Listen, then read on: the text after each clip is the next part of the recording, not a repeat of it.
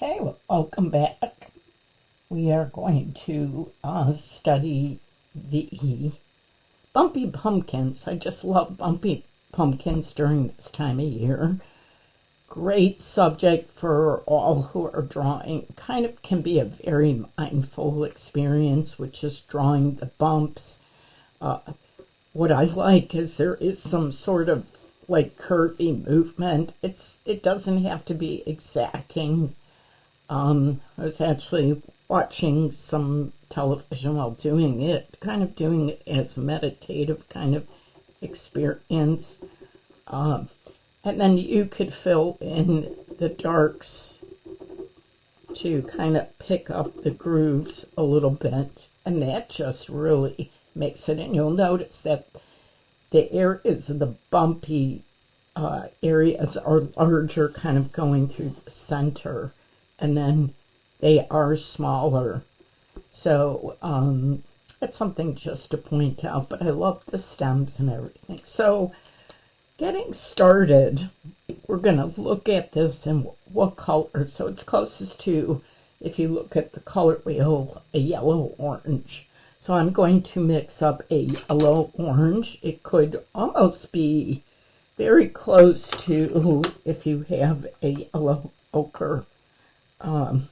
Yeah, yellow ochre looks pretty close, and you could mix that yourself if you're using my 6 tubes of watercolor. It's a dull yellow, so you start out with yellow, create a little bit of mix with a orange, and then add a blue or kind of a violet, should be your warm blue, and it will lean towards a duller yellow. So that you start looking at it and you go, so where is it light or where is it darker? So along kind of here, it must not be getting as much light in the photograph. I wouldn't say there's direct light. I remember propping it up on a counter with a whiteboard, and there was no direct sun or, the biggest thing is the overhead light, so you have to be careful. So I'm going to thin out some of this and just kind of give it some color. And maybe no rhyme or reason at this point. But just to get going, because I can always get darker, right? That is for sure. You can always get darker, and you can add some highlights. I'm kind of looking for there's some flatter areas in between the bumps. And some just might not be as defined, but you can see just by adding a little bit of color on there, it really opens up this pumpkin. So not much to it. And then of course it does get it is a little bit deeper. So I'm thinking I could take a little burnt sienna, which is more of an orange brown, and I have that mix, of a yellow ochre color and, juicy, right, and water to it. But I'm not going to add it to the whole puddle. So it's maybe a little bit deeper in shade.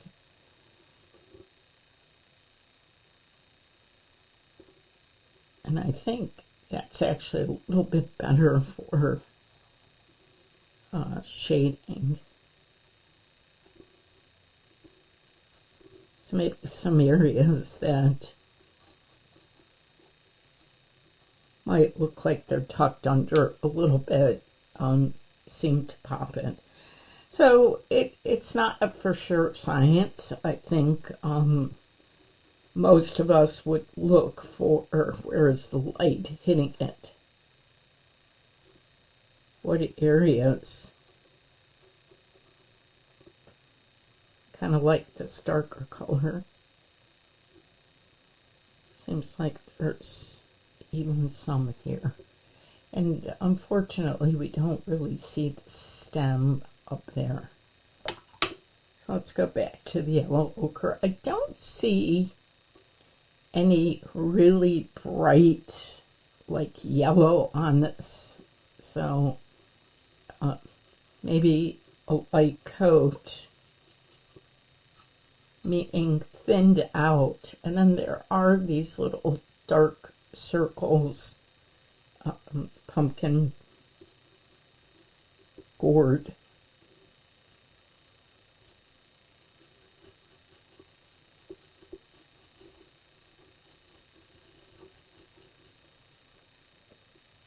So again, it's just important to kind of see maybe some tucked in areas.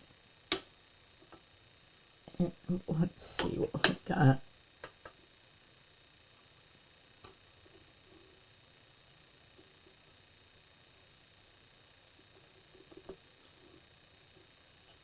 So I'm thinking darker, more towards the right side with some light, which I always, from botanical training, think of the light coming from the top left. So the right side would really receive no light, no direct light, and it would be darker on this side. And you can always look to see what other color could I mix in there to get a little bit darker feel. So, like, you know, for cool or for depth. That's just my pump. Sorry about that. Let's just check it a second while you're catching up.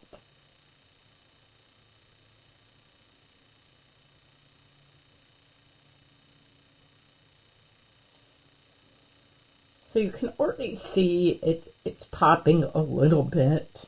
There are some light highlights, which I'm using a tone paper.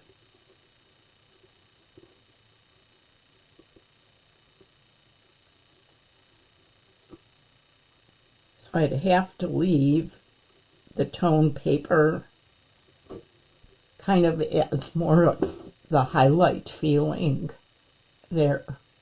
And then the stem tends to be darker, so I would take burnt sienna, Payne's gray, or add warm blue or something to it, and I kind of get kind of more of a chocolatey kind of shade. It appears to be a little bit lighter, but that just kind of hard to see on the film, but definitely is darker. Hopefully you can see that now. And it begins to take shape. So it can be, I think what's fun about this is it can be abstract too.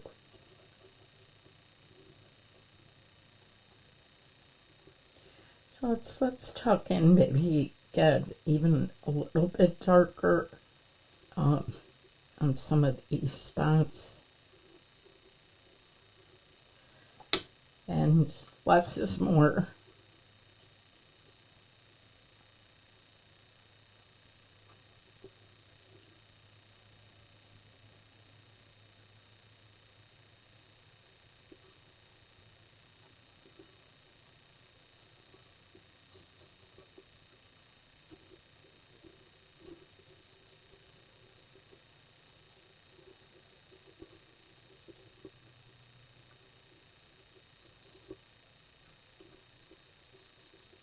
So hopefully you're following along with it. And you can draw up the pumpkin ahead of time, but it's kind of fun to watch it. So let's take some of that pure yellow ochre and maybe put in a drop of a little bit warmer yellow. So it's kind of mixed in together. thin that out, and let's see if it's maybe might be too bright, but just tapping it a little bit.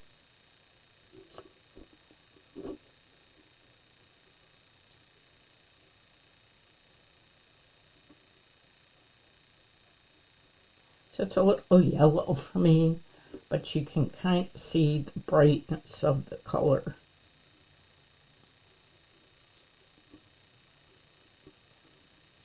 And maybe here and there on the darker side. But I'm going to go back to just some thinned out yellow ochre.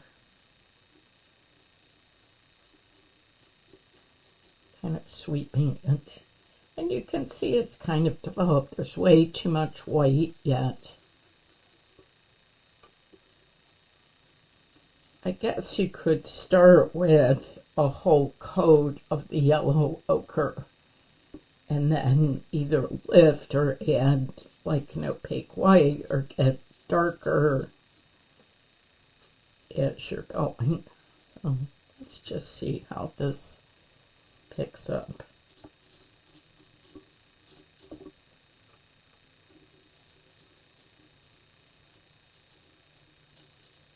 Very sporadic, isn't it? So you can kind of see a little bit more of this light here. Let's see if we fill it in.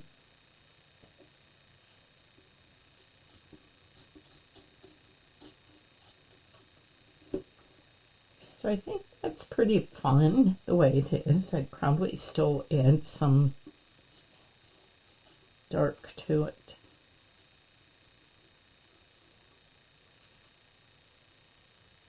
So that was the burnt sienna mixed in with a little yellow ochre. And then don't put it on too thick, right?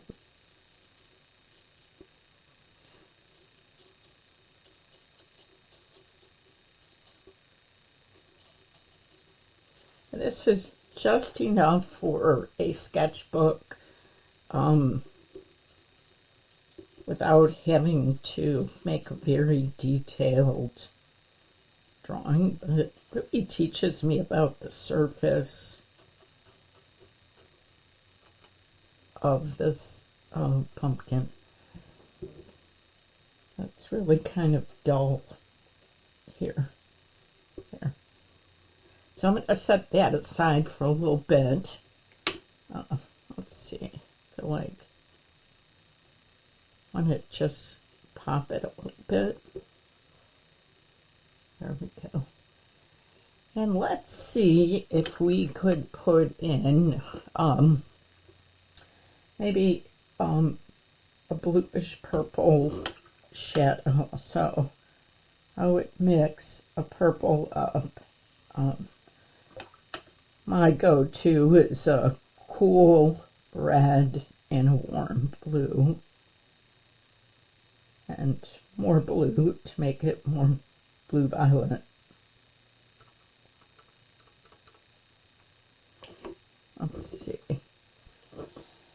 And then kind of at the tips, or like these little circles, they're kind of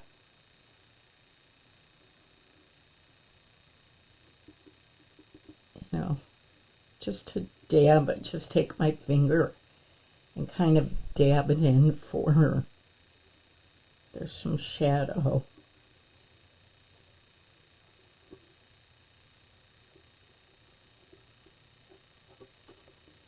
And it's too much, just, blot it a little bit. So it looks like through the center, actually, there seems to be not getting so much light.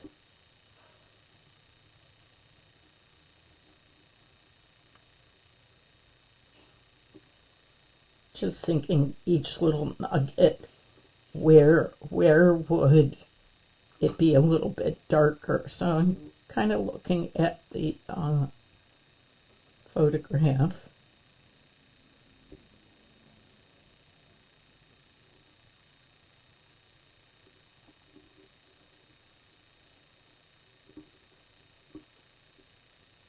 And it keeps building. That's all. The more you add, the more texture it adds to it. So I like the purple.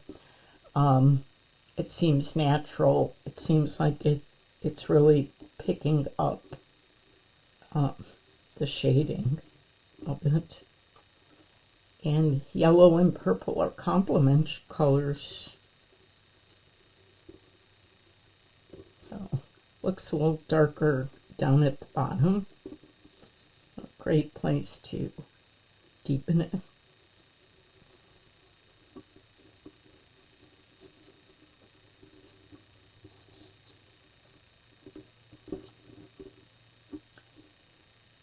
So this area is a little bit different than what I'm actually seeing, because it starts out so big and then there seems to be more segments. So it's a little wet, so always have to be careful because the ink can always bleed. This seems like there's more of a bump here. So here's a big area, and it looks like there's kind of more bumps in it. And I'm not really looking at the drawing because I'm choosing that it doesn't have to be as exacting. So I think you get the idea of where it's going. Maybe at some point you want to add a drop of warm red into it. Let's just see if that kind of picks it up. That just adds more color to it.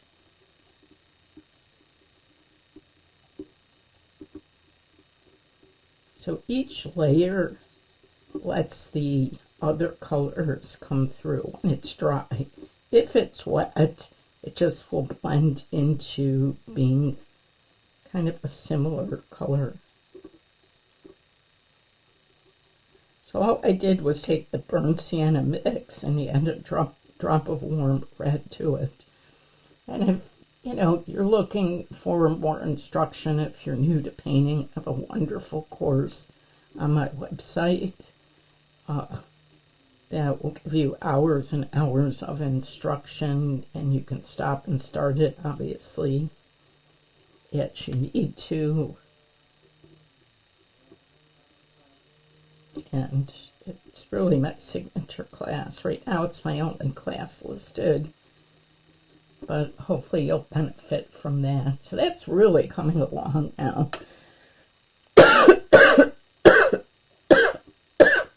Excuse me. So I don't make it too dark on the left side. And then I can always go back. I don't really think I need to like to add, let's see, a little bit.